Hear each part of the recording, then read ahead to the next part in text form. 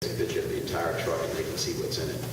Now you can see the Mexican trucks all over our highways. For those of you who are not very observant, the Canadian trucks have been here a while, but the Mexican trucks have now arrived. They're letting us close over 10 to 20 of them in each day. So we have to be competitive. We have to have a better product. We must not continue to lose our GDP because of inventiveness. We must maintain our position and be very strong in terms of our GDP associated with things that are invented and used around the world.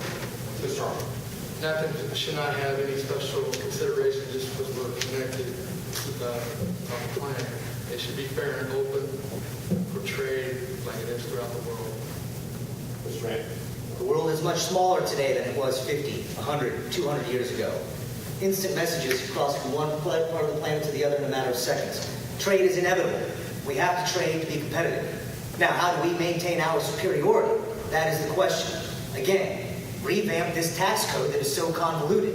When you start to have tax incentives that are going to allow businesses, and specifically small businesses and small business owners, to produce more, to produce better products, to hire more people, that's when our economy kicks it into high gear. That's when we start doing more and doing it better, not just more, also better. Now, we have done that for 150 years. We can continue to do that as long as our tax code doesn't get so onerous that, again, businesses make decisions saying, what is the tax implication of my decision? Not what is best for my company, my product, or my consumer. 30 seconds for rebuttal. Should the gentleman wish to take it? Dr. Scott. Well, certainly taxes are important, but I don't think that's the only thing driving commerce in the United States. It has to do with the product. How good is it? Whether it's sold overseas, we have been selling, for instance, soybean is a high commodity. And we must produce more of it. We must be competitive with places like Australia and South America. In that instance, we have a better soybean than many of those countries. That's what's important. Do we make the best? Thanks, Mr. Harmon. Again, we would have to become a nation of producer and consumer instead of consuming everything. And once we start producing again, then we can start exporting throughout the world. Mr. Rand. I don't need it. All right, the next question, gentlemen, before we get ready to wrap up here, and we'll start with Mr. Harmon. Is the United States winning the war on terror? Yes, we are. And the thing is, we have to be flexible enough to track them down. Right now, everybody's talking about Afghanistan. That's not it. I believe that right now, Afghanistan, we should pull out with all the troops and just maintain special forces, CIA, and DEA, and mainly for the opiate fields that are over there, so we can use that for pharmaceutical research. The focus would be Yemen and the Horn of Africa. And we've been in the country of Djibouti since 2002. And like I said earlier, what they're doing now is trying to move over to Venezuela, so we're going to have to keep an eye on that. Mr. Rand. We have won some battles, but we have not yet won the war. Now, what we need to do is make sure that our troops, and first of all, thank you for serving. So that's a great thing. Aside from that, though, we've got to look at this. We've got to make sure that our troops are supported, both there and at home. We've got to increase special operations. We've got to stop shackling our troops with rules of engagement that basically set them up to get shot at without them being able to shoot back. We also have to look at our legal system. We look at this and we say, well, we want these terrorists to have the same legal rights as we do. The Constitution is for U.S. citizens and U.S. citizens only. So trying terrorists in civilian courts is the wrong way to go about it. Try them in military tribunals in their own countries. Or don't try them at all and leave them in those countries that we found them in their legal system. Let's just start looking at this with common sense and not just with political background and ideologies. Part of the problem is that we have automobiles that are not fuel efficient. We need automobiles today that can get 50 miles to the gallon. This will end our dependence on oil importation. In other words, we have enough oil in Louisiana, Texas, and California to meet our immediate needs, and we must be about that. Because every time we buy oil, which we use, it is supporting terrorist groups in other countries, and we must stop that. It must end. And this importation that we're engaged in, what a lot of people don't realize is that each barrel of oil generates $3,200 worth of profits for our companies. We pay $85 for it. When it is processed through the cracking process, then we have $3,200 worth of profit. And the people on the other side saying, it's not fair. You can't make that kind of money off a barrel of oil, off of 50 gallons. I'm sorry. Quick opportunity for a vote. Mr. Harmon. Dr. Scott's right, we need to start producing and drilling for our own oil. What we need to do is start in the energy area, collect enough energy and be self-sufficient to the point where we're exporting energy to other countries. And that way, the thought of us being over in Saudi Arabia, Kuwait, Iraq, then we don't have to be there for that reason. Sir. Mr. May. Both of these gentlemen would have you believe that oil is the only reason terrorism exists. That is not the case. We have religious extremists.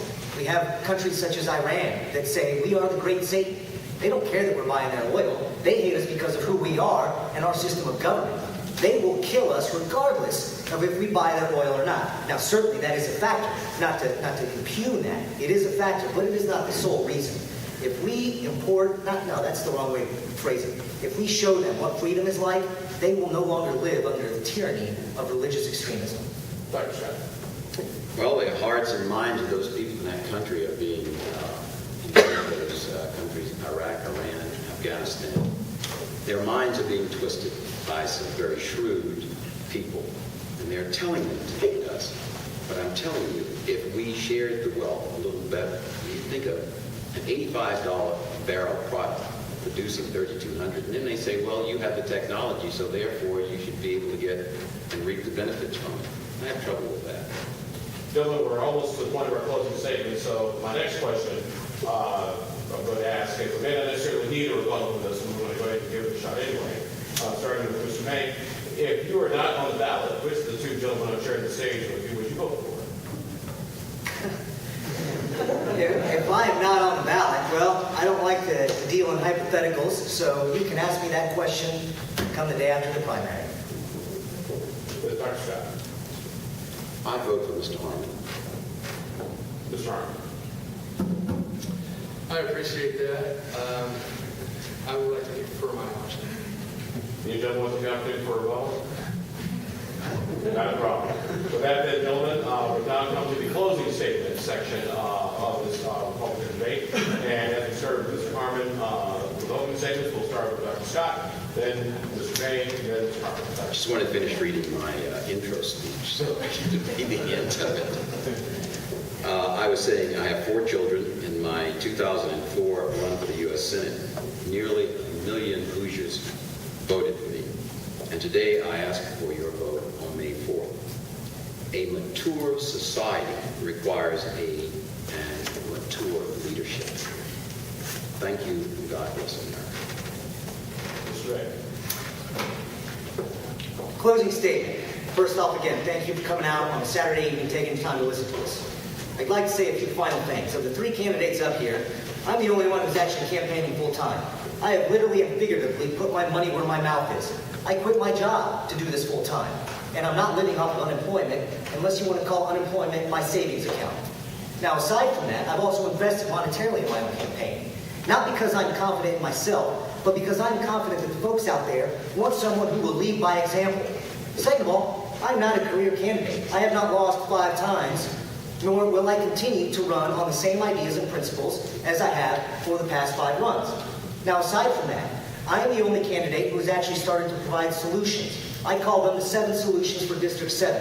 I have released 1, I'll be releasing 2 next week, and the final 4 after the primary. Aside from that, I'm the only one actually holding town halls to find out what it is the people want. I'm not here to talk to people, I'm here to listen. The definition of the job is in the title of the job. You are a representative. In order to represent, you need to have your ear to the ground. You need to be out in the community. For 2 years in my prior position, that's all I did. Day in, day out, literally 14 hours a day in the community, listening to what they needed. I will take those same skills and move them along to the next level so that I can help out not just the west side of Indianapolis, but all of Indianapolis. Now, I've also committed myself to doing 100 town halls from now that have already started to the general election. I have challenged Mr. Carson to hold even half of those. Neither of my opponents has done any. In addition to that, I have pledged to hold 4 live brick-and-mortar neighborhood town halls prior to the primary. I've already done 2. I've got 2 coming up next week. Every Monday, I hold virtual town halls where I answer community questions. There are no filters. There is no one but the question and the answer.